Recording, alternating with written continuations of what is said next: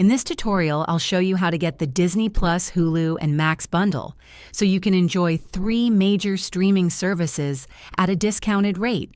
Let's get started.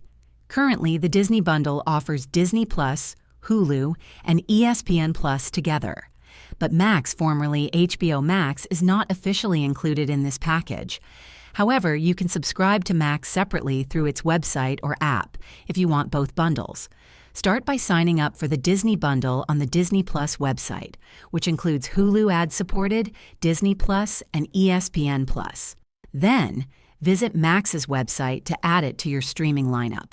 For offline viewing, download content from each service while connected to Wi-Fi and access it later in the Downloads section of their respective apps. Ensure your payment details are updated for both subscriptions to avoid interruptions. If this video helped you, please hit the like button and subscribe to this channel for more useful tutorials. Thanks for watching, and enjoy streaming with Disney Plus, Hulu, and Max.